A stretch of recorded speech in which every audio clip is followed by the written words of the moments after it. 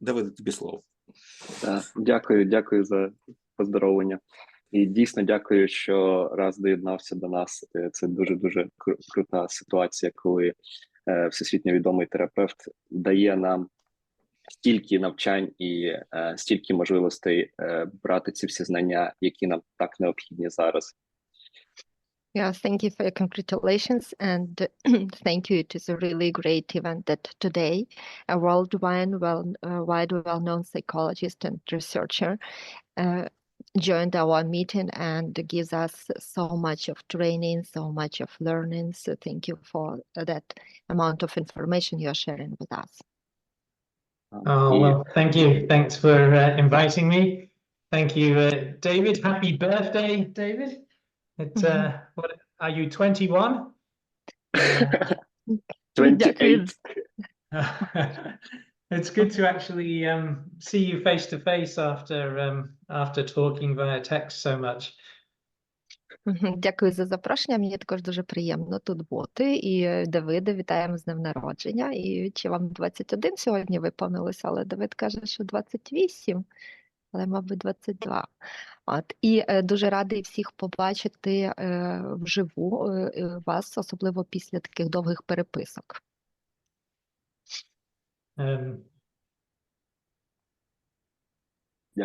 Дякую.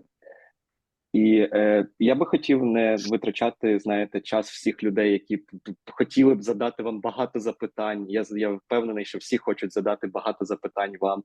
І в нас є певний перелік запитань, але я думаю, що люди можуть задати, всі терапевти, які доєдналися, можуть задати поступово свої запитання, які їм хочеться, і я не буду їх забирати час. Тому якщо раз ти не проти, ми можемо перейти саме до запитань і відповідей, але якщо ти хочеш щось додати, то ми будемо раді послухати тебе в будь-якому разі. Well, and now I would like not to waste the time of all people who came here, and I know that we have a lot of questions to you, Ras, and we have really a certain list of questions, but also we have a lot of therapists who came here, and I think they would like to ask you in person some questions. So if you don't mind, probably we should start with the questions and answers. But if you want to add something to your speech now, I will listen it. No, just, express so sorry to hear what you're all going through in your country. I have a stronger affiliation with Ukrainians because my grandmother was from Odessa, and she came to England in 1917 to escape the Russian Revolution when she was just a little girl. So I hope ACT can be of some help with all the traumas your country is going through. Я, в принципі, нічого більше не хотів додати, лише хочу виразити певні співчуття, та мені дуже шкода про все те, що відбувається у вашій країні. Дуже хочу вас підтримати, дуже слідкую за новинами, і це також мене торкається, тому що насправді я також дещо дотичний, тому що моя бабуся сама родом з Одеси, і вона в 1917 році переїхала в Англію, тому що вона тікала від тодішніх революційних подій. І я дуже сподіваюся, що СІТІ якось допоможе людям України справитися з тим, що зараз відбувається. Okay, well, fire away. Окей. То чи раз ти маєш лист запитань, і чи в тебе є улюблені якісь запитання, з яких ти хотів би почати? So, Ras, do you have a list of questions, and maybe you have there some favorite questions you would like to start with? No, I read Dave's questions, but I'm happy to, go through them in order, or if people can ask questions as we go, I don't mind. Ні, я їх прочитав і, в принципі, можу так відповідати по порядку, або, можливо, люди нехай запитують, як ви хочете. Окей, ми можемо почати з тих, які є вже запитань, і потім перейти до вільних запитань вже від всіх. Okay, so probably we should start with the questions we already have, and then came to the free questions of our participants. То тут є запитання від Євгенії Кузіної. Чи вона тут є зараз? Вона може задати його. Так, ви можете задати своє запитання, те, що було про з курсу для підлітків і дітей. So here we have a question from Evgenia Kuzina, but Evgenia is here and we think that she can ask this question personally, and it was a question about the course for children and adolescents. Так, вітаю. Я проходила курс з підлітками і тоді ставила багато питань, але потім ще виникло стосовно деякої розмежування конфіденційності під час роботи з підлітками і з батьками одночасно, бо ми можемо мати сесії як з підлітком, а потім з батьками, і нам потрібно давати рекомендації батькам, але при цьому не торкатись тем, які нам повідомили підлітки під час особистої консультації. Тож, можливо, є якісь поради, як узгодити це і балансувати між користю і дотриманням якихось меж. Дякую. So I was a participant of a course about adolescents, and I asked a lot of questions even being there, but now I have more questions about the distinguishing the confidentiality issues between the adolescent and his parents, because we have sessions with adolescents separately and sessions with parents separately. So how later we can give some recommendations to parents without touching the issues were raised up at the sessions with adolescents separately. So how can we maintain the balance between touching this, given good and strict recommendations, but without uncovering some issues that we have? That's a good question. You know, when we are working with adolescents, we need to tell them our boundaries about confidentiality. So, for example, I would say, you know, everything that you tell me here is safe and confidential, and I'm not allowed to pass it on to your parents unless you give me permission. But there are exceptions to that. If you tell me that you're suicidal or homicidal or doing something that's criminal against the law, then I would be obliged to reveal that information. You know, also every country is different. Certainly in Australia, if a child or adolescent under the age of 18 revealed that they were being sexually abused, we would, under the law, we have to report that to the police, for example. So, you know, I think the most important thing is just being clear with your adolescent client what will remain confidential and what cannot remain confidential under any circumstances. Ну, я думаю, що тут перш за все важливо встановити у ваших робочих стосунках з підлітками певні межі, тобто пояснити підлітку межі конфіденційності, сказати щось на кшталт, що все, що ти мені тут розказуєш, воно буде приховано і конфіденційно, аж допоки ти сам не дасиш мені дозволу розказати про це твоїм батькам. Але з цього також є певні винятки. Якщо ти повідомиш мені про якісь суїцидальні ідеї чи гоміцидальні, тобто, що ти хочеш когось вбити, або ти розкажеш, що ти вчинив якісь кримінальні дії, тобто щось, що виходить за рамки закону, тоді я просто зобов'язаний про це повідомити. Якісь інші інстанції. Ну і також ще залежить від законів певної країни, тому що, зокрема, тут у нас в Австралії, якщо підліток, будь-яка людина віком до 18 років повідомляє про сексуальне насильство щодо нього, то ми просто зобов'язані повідомити поліцію. Тобто тут важливо підлітку показати, що буде залишатися завжди, яка інформація буде завжди залишатися закритою. So then I would kind of ask the client, you know, is it okay if I share this with your parents? I would like to tell them this, this, and this. Is there anything you specifically don't want me to tell them? And get their permission. Obviously, if the client says, no, you can't do that, then you want to find out why and what that is about, why they're you know, so if they have if they're afraid of violence or punishment from their parents, then obviously that's a very complicated situation. Ну і також я кажу своїм клієнтам, що в розмові з твоїми батьками я збираюся їм розказати там про це чи про це. що ти думаєш стосовно цього, і чи ти дозволяєш мені це робити, і, можливо, є якісь конкретні моменти, які ти б точно не хотів, щоб я розповідав твоїм батькам.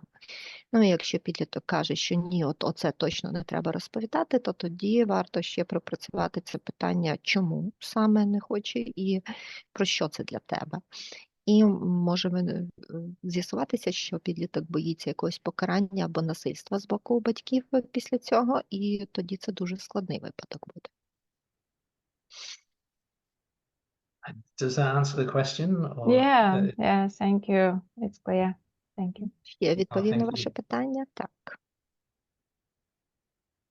Супер. Тепер наступне запитання від Свинчук Анна Анатоліївна. Якщо я неправильно промовлю прізвище, вибачте за це мене.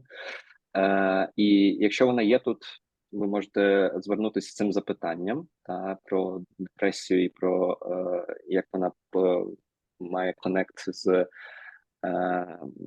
уникненням. Але ви є зараз тут? Окей.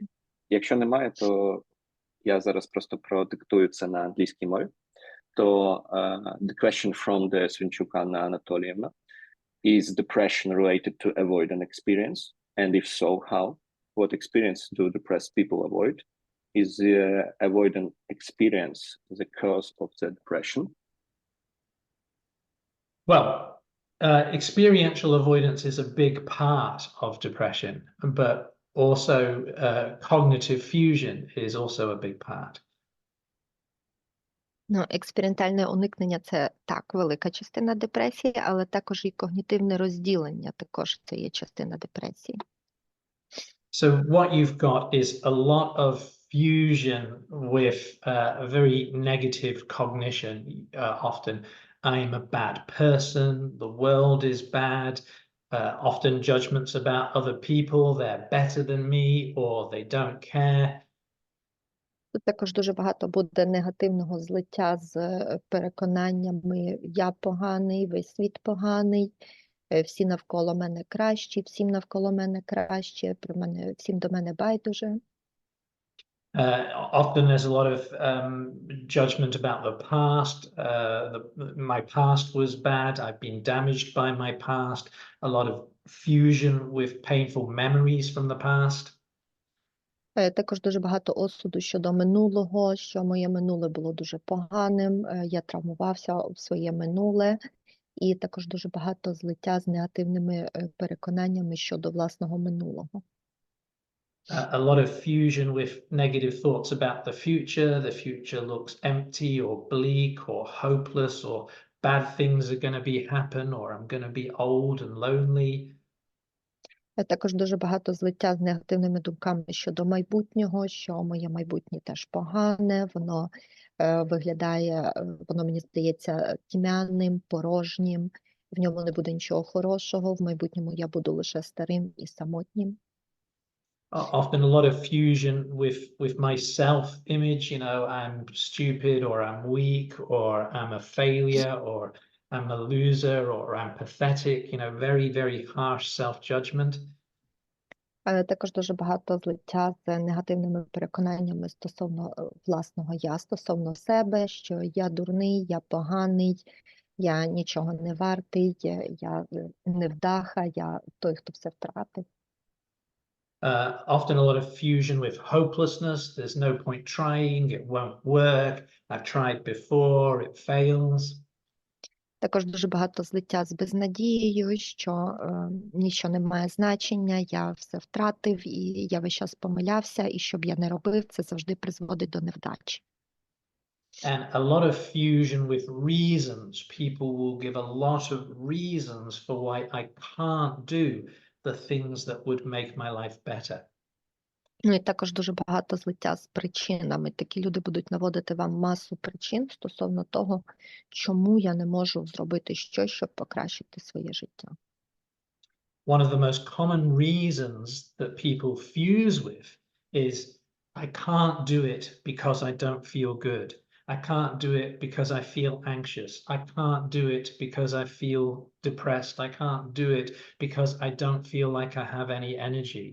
And so people fuse with the reason that I can't do the things that are going to make my life better until all these difficult feelings have gone away and I feel good.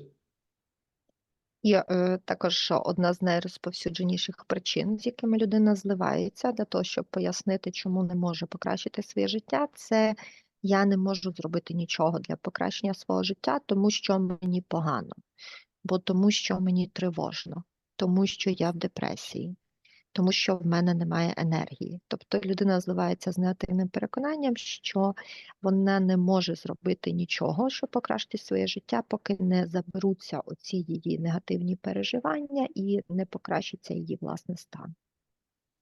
So there's all sorts of difficult feelings that arise when you're depressed. Depression is not an emotion. Common emotions that people feel when they're depressed are sadness, anger, anxiety, fear, guilt, loneliness, shame. Ну і також тут значно загострюються і посилюються всі почуття. А власне депресія сама вона не є почуттям, вона складається з інших почуттів. Депресія не є емоцією, вона складається з інших емоцій, і ці всі емоції загострюються.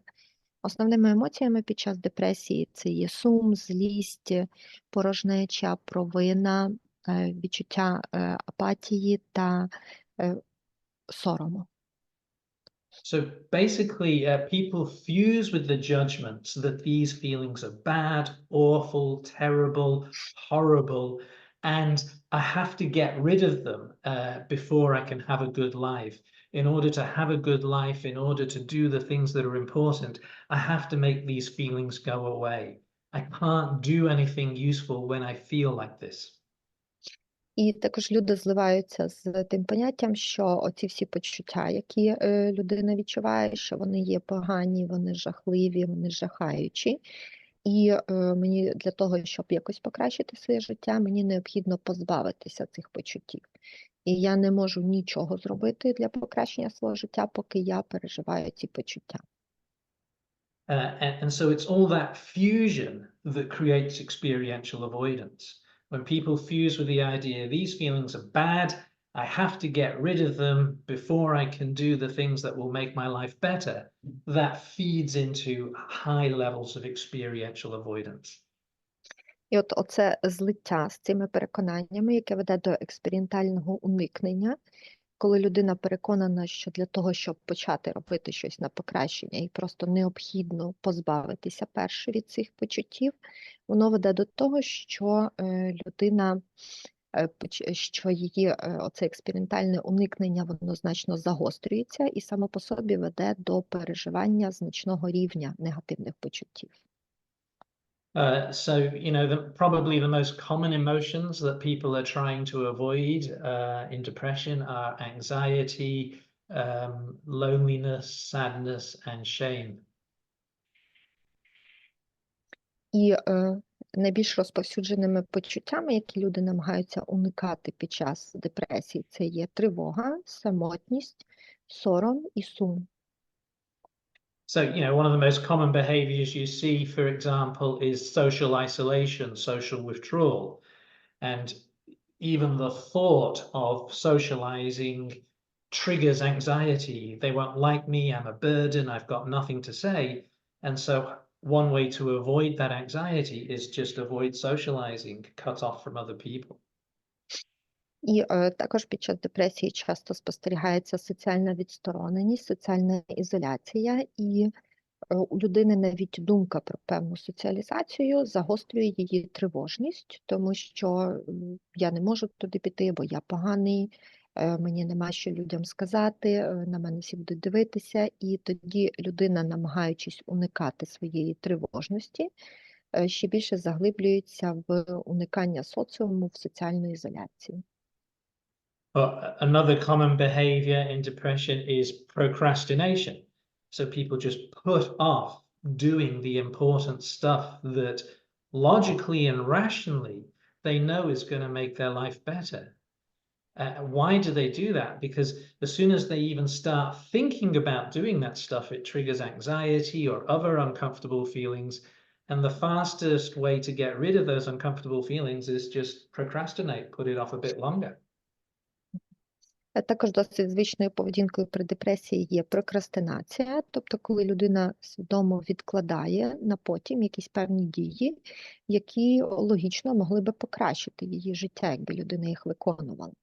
Але коли людина навіть починає лише думати про те, щоб робити ці дії, виконувати ці дії, це вже стає тригером для її тривоги, це підвищує рівень її тривоги. І тоді людина для того, щоб уникнути підвищення рівня тривоги, прокрастинує, тобто відкладає виконання цих дій. Yeah, it's the same with, another common behavior, drugs and alcohol. When I take the drugs, when I take the alcohol for a short period of time, it makes those unpleasant feelings go away. Ну і також в цьому ще й полягає логіка того, що люди часто зловживають наркотиками та алкоголем, тому що коли я приймаю алкоголь чи наркотики короткочасно, то це на певний час також проганяє ці негативні відчуття. Lots of experiential avoidance. The experiential avoidance itself happens because of fusion. And not just in depression, but really any disorder. When you fuse with judgments that these feelings are bad and horrible, and when you fuse with rules like I have to get rid of these feelings before I can do the things that are going to make my life better, that feeds into high levels of experiential avoidance. So you always get fusion and avoidance together. Ну і таким чином вищий рівень злиття призводить до вищого рівня експериментального уникання. Тобто люди намагаються уникати неприємний внутрішній досвід, але це відбувається через те, що у людей дуже багато злиття з негативними переконаннями, з певним осудом того, що відбувається, також злиття з певними правилами, що мені треба позбавитися спершу від своїх неприємних почуттів, а потім починати робити щось для покращення свого життя. І тобто, чим більше люди намагаються уникати своїх неприємних відчуттів, то через злиття відбувається підвищення рівня цього уникання неприємних відчуттів. Тобто злиття і експериментальне уникання, воно завжди ходять рука об руку. And in the most extreme cases, this gives rise to suicidality. Because if you start thinking, well, I could just kill myself and that will stop all my pain and stop all my suffering. Well, that thought itself gives a bit of relief. Just the idea that there's something I can do that will just stop all my pain, stop all my suffering. So now suicidal thoughts become something else that you fuse with. Ну і в якихось надзвичайних випадках це навіть може призвести до суїцидальних думок, коли людина думає про те, що для того, щоб зупинити свої страждання і свої неприємні відчуття, я можу лише вбити себе. І тоді це приносить людині певне полегшення, тому що вона розуміє, що принаймні щось вона може зробити для того, щоб якось покращити її стан, покращити її життя. Але це також все випливає від злиття з негативними переконаннями. Does that answer the question? Чи ви отримали відповідь на своє питання? I think it's very good answer. Oh, thanks, David. Дякую. Do you say tack? Do you say tack? Is that mean thanks? Tack? No, tak that mean yeah, yes. Oh yeah. Okay. Yeah. Tack. Okay. То ми перейдемо до іншого питання. Далі у нас Катерина Петрова задавала питання з приводу інтеграції різних підходів в акт саме, і я би хотів, щоб вона сказала це своїми словами. То я її бачу, тому не вдасться від мене скритись. So the next question is from Katerina Petrova, but she's present here, so she will ask it by herself. Вітаю. Я хотіла запитати з приводу інтеграції акту і інших підходів, так, майбутнього акту.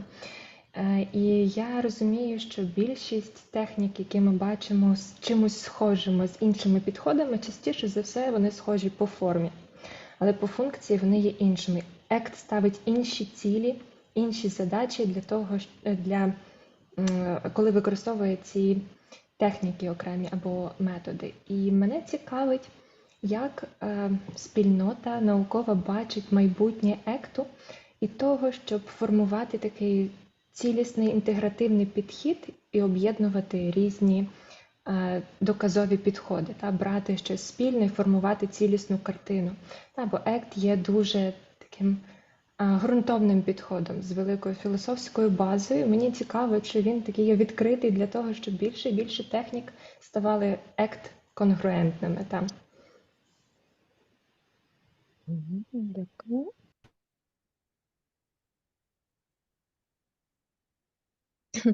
So my question is about the integration of ACT and some other approaches, because as more I pay attention to other modalities, so I see a lot of techniques which are quite similar by its form, but are different by its functions. So ACT is putting other aims, other goals, and have other tasks. So my question is, how does the researchal society see the further development of ACT, and how can you see the forming of the of a holistic approach, just gathering together all the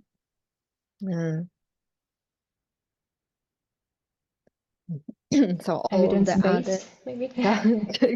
all the evidence-based other approaches, because ACT has its own philosophy, it has its own philosophical base, so how can be ACT congruent with other modalities and approaches? That's a good question. It's funny for me listening to this. This is what you sound like to me. Act, tack, super, act. It's going. So I think you have to really kind of choose. Are you going to do ACT and bring in other models, or are you going to do other models and bring in ACT? Because if you're working from ACT, you can bring in tools and techniques from many other models, as long as they are congruent with the core processes of ACT. Дякую за запитання, і мені так трошки смішно, бо для мене це так звучало, ну, тобто, якби набор звуків, і лише розумію слова «так» та ACT, але дякую за запитання. Ну, і тут, я думаю, що вам варто, перш за все, для себе обрати, чи ви обираєте ACT і додаєте до нього інші моделі, чи ви використовуєте інші моделі і додаєте до них ACT. Тому що, в принципі, якщо ви плануєте використовувати ACT, то ви можете використовувати всі інші моделі до тих пір, поки вони є конгруентними з ACT. You can even bring in tools that go against ACT, as long as you're clear with your clients about the purpose and how they're different. So, for example, I don't know if in Ukraine, do you call it a Swiss Army knife? Are you familiar with a Swiss Army knife? Yeah. What do you call it? Швейцарський ніж. Oh, okay. And so, you can kind of, if you've introduced ACT to your clients, you can kind of say, these skills that we've been learning, they're like the cutting blades on a Swiss Army knife. Now, there are other skills that you can bring in from other models, which are like the corkscrew. They've got a different purpose, and you use them at a different time in a different place. От. Ну, і ви також можете використовувати навіть інструменти, які протирічать ACT. Ну, якщо це дійсно входить в ваш план для того, ну, якщо це є приємлемо для клієнта, якщо це входить в певний план для того, щоб подолати проблеми клієнта, тобто якщо ви бачите в цьому певну користь для використання.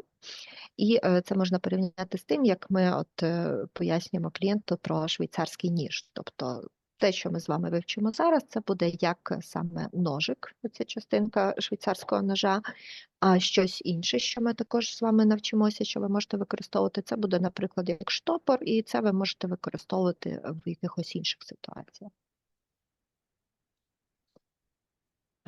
So, you know, a common example would be distraction. ACT does not include distraction as part of the model. We almost never need to teach distraction. But if you wanted to teach a client distraction, you could kind of say, look, this is different to all the other things that we've been doing. All these other skills are about opening up, letting your feelings be there, allowing your thoughts to be there, turning your attention towards what is here in the present moment. This skill is the opposite of that. This is about taking your attention away from your thoughts and feelings, turning away from them, trying to escape them by looking at other things or paying attention to other things. And then you would have to talk about when you would use the first skill and when you would use the second skill.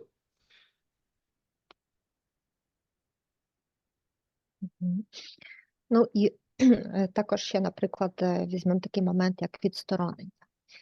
ACT ніколи не використовує відсторонення, і ми, в принципі, не навчаємо людей цьому. Але іноді буває, що це треба для клієнта, і тоді ми можемо клієнту сказати, що дивись, тут зараз у нас буде інший момент, ми вивчимо щось інше, це буде інший інструмент. Тому що всі інструменти, які ми до цього вивчали, вони про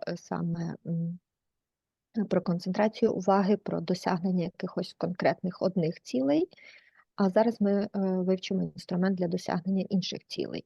І до цього ми старалися концентрувати нашу увагу, старалися звертати увагу, також концентруватися на теперішній миті і бути присутніми в моменті. А зараз ми поговоримо про дещо зовсім інше.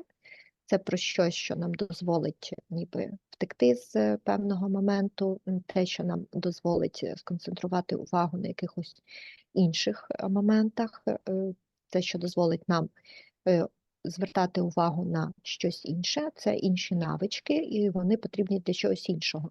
І тоді потрібно також з клієнтом добре проговорити, а коли, в яких випадках ми використовуємо перші навички, а коли, в яких випадках ми використовуємо другі навички.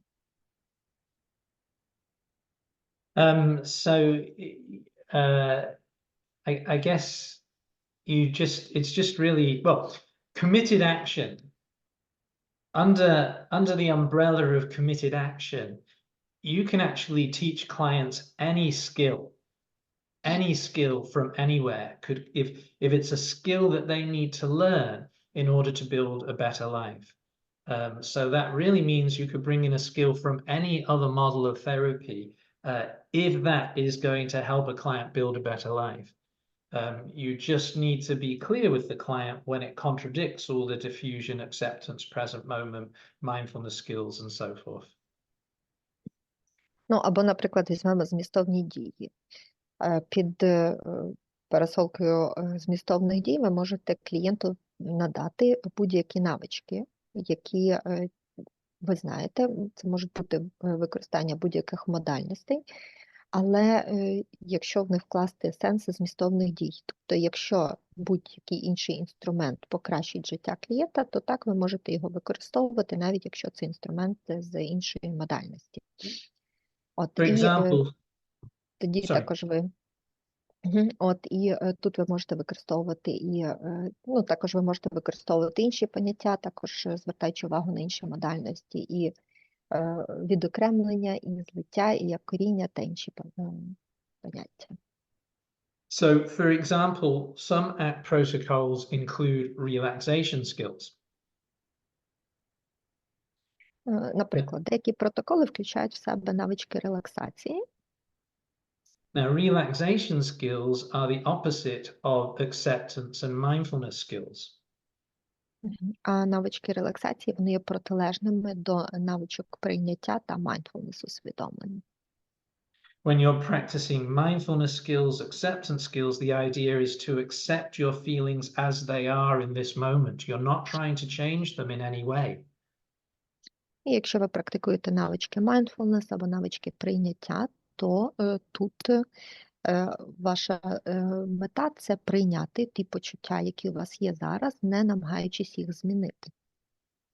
But relaxation skills, you're trying to get rid of unwanted feelings, feelings of stress, tension, and anxiety, and replace them with more pleasant feelings of relaxation.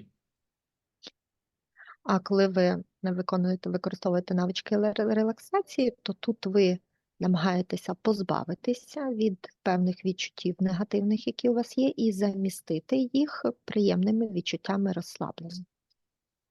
So if you were teaching relaxation skills to a client, you'd have to be very clear with them about what the difference is and when are they likely to work and when are they not likely to work.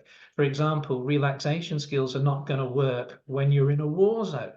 They're not going to work when you're in a really dangerous, threatening situation. But acceptance skills can work when you're in a really dangerous situation. І якщо ви навчаєте клієнта навичкам релаксації, то ви повинні також чітко усвідомлювати і пояснити клієнту чітко різницю між цими навичками та моментами, коли ці навички спрацюють. Тому що, наприклад, навички релаксації, вони точно не спрацюють в ситуації війни, в ситуації небезпеки або в якихось ситуаціях, які дійсно є лякаючими. А от навички прийняття, вони допоможуть в небезпечних ситуаціях. So does that answer the question? Чи ви отримали відповідь на своє питання? Yeah, thank you. It's clear. Thank you. Окей, то у нас є ще час для того, щоб запитати запитання від Крістіни Гнеушової. Я знаю, що вона десь тут була, я її бачив, тому, Крістіна, можеш запитати про запитання про цінності, тому я би хотів ще запитати. So the next question is from Christina, and she is present here, so she will ask it by herself. Так, я б хотіла запитати, в мене два запитання було про цінності. Одне – це те, що дуже часто, коли ми працюємо з цінностями, то досліджуємо їх, то у клієнтів є таке уявлення, що вони дуже часто є нав'язані кимось або суспільством, або батьками. І я їм пропоную, що давайте спробуємо тоді, бо це такий спосіб перевірити, чи це справді для вас важливо чи ні. Але все одно у них є така нотка сумніву, що це не їхні цінності. І мені б хотілося теж так, може, почути якоїсь поради, що в таких випадках що можна робити. Це одне питання, я тут поки зупинюсь. Дякую.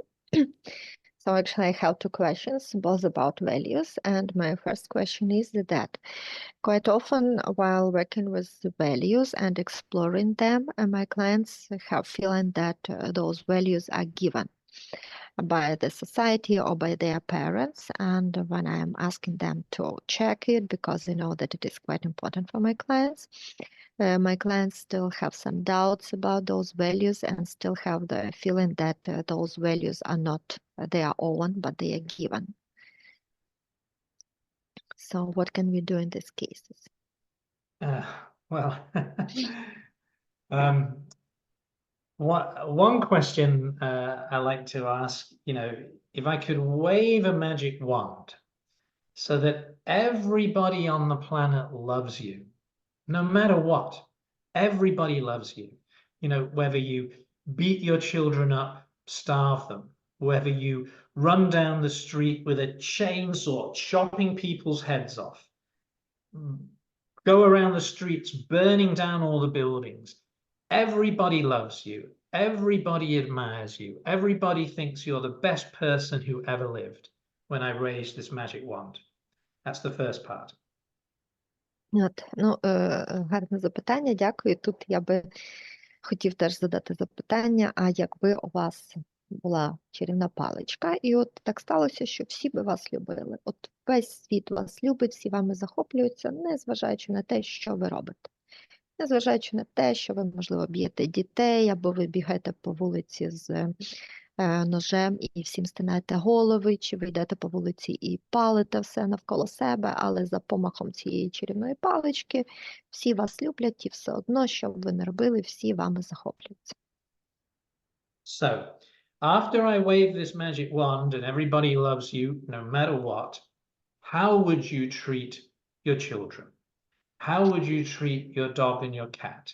How would you treat your mother and father? How would you treat your friends and your neighbors?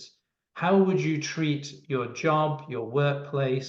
How would you treat your body after this magic happened? І от, якби я здійснив цей помах, ці чарівної палички, і всі б вас любили, незважаючи на те, що ви робите, то після цього, як би ви ставились до своїх дітей? А як би ви ставились до свого собаки і кота? А як би ви ставились до своєї мами та тата? Як би ви ставились до своїх друзів і сусідів? Як би ви ставились до своєї роботи, до робочих обов'язків? І як би ви ставились до свого тіла? And that will usually get you to values. And then I kind of say, in English language, you've got this saying, the proof of the pudding is in the eating, which means basically, you know, if there's a cake or a pudding there, you won't know if it tastes any good just by talking about it and thinking about it. The only way to know that cake or that pudding, what it tastes like, is to actually take a spoonful and eat it. And it's the same with your values. We could spend session after session talking about whether these are your right values or not, and you still won't know. The only way you're going to know is to take a risk, do an experiment, start living the values that you think might be yours, and carefully observe what happens. І зазвичай така ситуація веде людину до її справжніх цінностей. Тому, як ми кажемо, у нас є така в Австралії прислів'я, що ти не пізнаєш смак пудінгу, поки не покладеш його собі до рота. Тобто, поки ми щось не спробуємо самостійно, ми не зможемо зрозуміти, з чим воно є. Так само, як ми можемо лише спостерігати за тим тортом чи пудінгом, але смак його дійсний ми пізнаємо лише, коли його спробуємо. От так само і з цінностями, поки ми до них реально не доторкнемося, ми не зможемо їх зрозуміти. І ми можемо сесія за сесією обговорювати цінності, багато про них говорити, але все одно у клієнта будуть сумніви стосовно того, чи вони є справжніми, і щоб дізнатися про них, треба ризикнути. І от лише в ситуаціях ризику тоді людина дійсно відставить ті цінності, які були нав'язаними, і залишиться з цінностями, які є її власними. Is there a saying like that in Ukrainian, Olga? Like, you know, the proof of the pudding is in the eating. Do you have a Ukrainian version of that saying? Something like, you can't know unless you actually try it or do it? А чи є у нас якийсь еквівалент прислів'я цьому, що не дізнаєшся смак, поки не спробуєш? Навіть не знаю. I don't think so. Ну, можна сказати, що апетит приходить під час їжі. Тобто, ну, це, по-моєму, не про то, бо я теж вона мені спадала на думку, але це, по-моєму, про те, що як війдеш в процес і далі. Або, можливо, не розбивши яйця, не пожариш яєчню. Ага, може. Well, Anton told that we have, like, without breaking an egg, you cannot fry it. You can't make an omelette without breaking eggs. Yeah. Yeah. So, you know, but basically what you've got to watch for with these clients is they just want to intellectualize and discuss and analyze over and over, and how can I know, and how can I know? And that in itself is usually avoidance. It's a way of trying to avoid taking action, trying to avoid living your values. If I can just come up with reasons not to do it, it's like one reason is I don't know if they're my real values or not. Ну і так, і це є один із механізмів, тобто також ви можете з своїм клієнтом дуже довго обговорювати цінності, прожовувати їх 100 раз, але це буде теж певна така інтелектуалізація, тобто ви їх весь час обговорюєте, але ви нічого з цим не робите, і це також буде момент уникання. Це буде момент уникання дій і уникання справжнього зіткнення своїми цінностями, тому що я навіть не знаю, чи вони в мене справжні. От, то для того, щоб дізнатися, чи вони справжні, треба щось робити, вчиняти якісь дії. And then when you get out there and start living your values, even if you're not sure they're the right ones, just observe what happens. Does it seem like it's doing what's in your heart? Does it seem like you're behaving more like the person you want to be? Does it seem like it's helping you to build the sort of relationships you really want? Does it give you a sense of meaning or purpose or being true to yourself? Those are indicators that you're in touch with your values. Ну і також ви можете спробувати полишити певні свої цінності, навіть якщо ви не знаєте, до чого це призведе і чи вони є справжні, і тоді ви можете прислухатись, а що зараз відбувається в своєму серці. Чи ви починаєте поводитися так, як поводилась би людина, якою ви хотіли би бути? Чи це допомагає вам в побудові стосунків з оточуючими? Чи це допомагає вам вибудовувати певні сенси? Чи це якимось чином покращує ваше життя? Тобто лише доторкнувшись практично до своїх цінностей, ви зрозумієте, чи вони є реально ваші. Does that answer the question? Чи ви отримали відповідь на своє питання? Sure, yes, it was perfect. Thank you. Oh, thank you. Окей, у нас є ще декілька, я думаю, 10 хвилин, тому ми можемо зробити тут невелике питання від Яни Гребенкіної про саме акт-курси саме для початківців. Вона знає, що треба пройти акт-курс для початківців, і я так розумію, вона його пройшла, але їй хотілося б дізнатися, як розвиватись акт-терапевту далі початківцю, що робити далі йому, які курси краще проходити, можливо, із курсів Расса Гарріса, можливо, якісь курси певні краще далі проходити, то що було б доцільно робити? Можливо, які книги читати, я так розумію. Можливо, які поради були для початківців в акті? So, Ross, the next question, you can read it in chat. It is from Jana that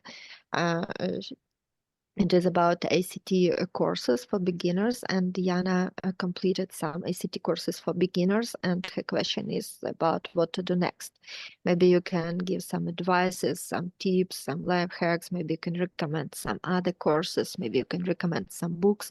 Maybe you can recommend some other your courses for beginners. So how can a beginner to develop himself to become an ACT therapist? Oh, wow. Well, with my courses, I usually recommend that after you've done beginners that you do depression and anxiety or trauma-focused ACT. І якщо говорити про мої власні курси, то зазвичай для початківців я рекомендую наступним кроком пройти мій курс «Депресія і тривога» і також травмофокусований ACT. The other main source of online training in English language is Praxis, where you can get trainings with Stephen Hayes, you know, the creator of ACT, and other kind of ACT pioneers like Kelly Wilson and Kirk Strozahl. І якщо говорити далі про подальше навчання, то основним онлайн-курсом, але це англійською мовою, я б рекомендував Praxis.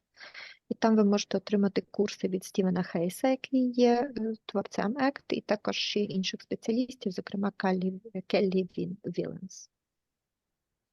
In terms of books, if you've already got a beginner's level ACT book, then you really you can buy textbooks based on the diagnosis you're most interested in. There's in English language editions anyway.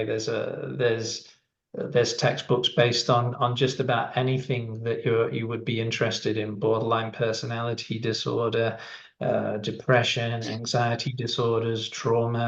Just pick what you're most interested in. Ну і також стосовно книг, тут я би рекомендував вам взяти певні якісь підручники по діагностиці, тобто якщо ви вже чимось цікавились, то ви вже принаймні маєте також якісь поняття, якісь питання, тому будь-які підручники з діагностики, їх дуже багато є англійською мовою, але в принципі, взявши будь-який підручник, ви можете більше отримати інформації про межові розлади особистості, про депресії, про тривожні розлади та про інше, про все, що вас би цікавило. After you've read 2 or 3 ACT textbooks, they're all the same. Я вже прочитав десь 2 чи 3 підручника з ACT, і я вам хочу сказати, що вони, в принципі, всі однакові. Don't tell Steve Hayes I said that. Say this But once again. I said, don't tell Steve Hayes I said that, please. Ага, але не розказуйте Стіву Хейсу, що я сказав, що всі підручники однакові.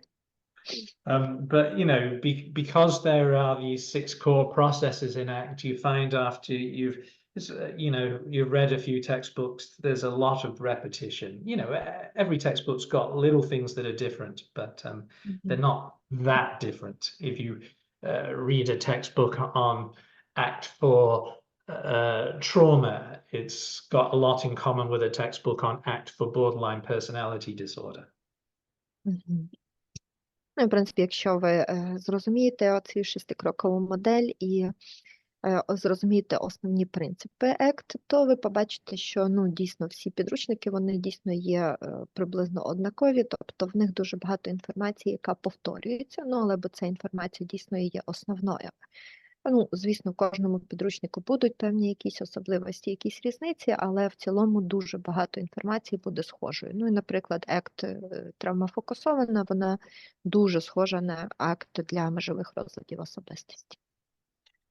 Certainly, if you're wanting to do training with me or read my books, you know, given all the horrible stuff that's going on in your country, then the training I would recommend is trauma-focused ACT, the textbook or the course. Але якщо ви говорите конкретно про мої курси та мої підручники, то зважаючи на ті всі жахливі події, які відбуваються зараз в Україні, то я би вам рекомендував цю мою книжку «Травмофокусована ACT». We got time for one more question, I think. Так. Я би хотів задати питання від себе також, якщо це можливо. Чи ви могли б поділитися, де б взяти, де краще би повчитися саме основам РФТ, теорії реляційних фреймів, і також основам поведінкового аналізу, які б ви дали б, знаєте, такі гарні поради, де б гарно було б повчитися або, знаєте, так, набратися більше досвіду в тому. So the next question will be from me, and can you please share the information where I can better study the RFT, theory of relational frameworks, and also where can I better study the basics of behavioral analysis? So where can I get better information? Where can I get better experience of it? Oh gosh, you know, relational frame theory, RFT, you know, it makes your head spin. It's very complicated stuff. I kind of say that ACT is like driving your car. RFT is like the engineering principles of the car engine. Від RFT у вас голова піде обертом, тому що це надзвичайно складна теорія, і я би сказала, що ACT – це як от вести машину, а RFT – це як інженерно проєктувати мотор машини. So, you know, you can be a great car driver knowing nothing about the principles of engineering. But if your car breaks down in the middle of nowhere, it's useful to know something about engineering. So there is an advantage to knowing RFT, but it's not essential. Ну, і ви можете бути чудовим водієм, але абсолютно не розбиратися в будові мотору. Але якщо ваша машина десь там зупиниться і ви застрягнете десь там посередині невідомого простору, то все ж таки добре би мати якісь основи, навички про будову мотору. Але, в принципі, так, знати хоча б основи RFT – це чудово, і це дасть багато переваг, але це не є такою необхідністю. But if you want to learn about RFT, the best book, I think, is called Mastering the Clinical Conversation, and it's written by Matthew Villatte, Jennifer Villatte, and Stephen Hayes. So Mastering the Clinical Conversation, that's definitely the most accessible book on RFT. A lot of them will just, you know, they'll just make your head go. And can you please write in chat the name, the title of the book and the names of the authors? Yeah. Ну, якщо Um, говорити про книжку з РФТ, то найкраще я би сказав, що це книжка «Опановуючи клінічні діалоги», яка написана Дженніфер Villatte і Стівом Хейсом. От. Мгм. І он в чаті раз написав назву цієї книжки. And the best book on ABA, on behavioral analysis, again, the most easy to understand book is called the ABCs of, I think it's called Behavior Analysis Törneke? by Törneke. Yeah, nice book. Thanks.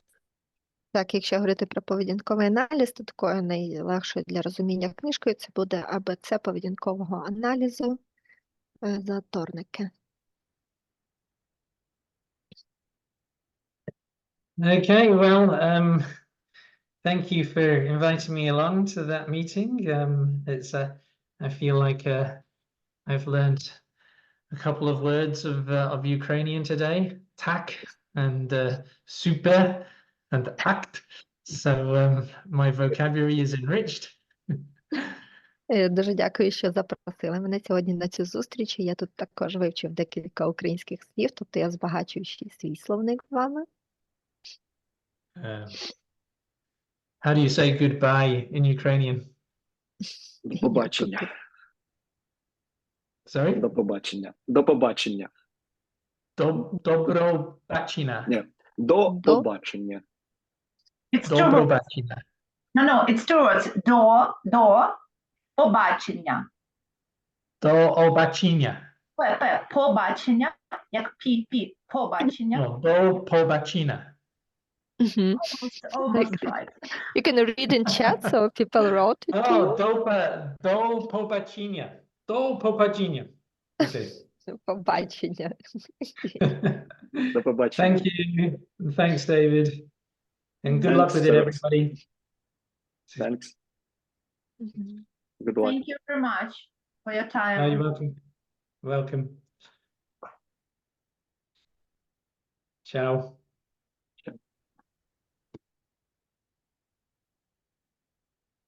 Окей. То наша зустріч, можна сказати, завершена. Ми не всі запитання дізналися, але я і не думав, що ми все встигнемо.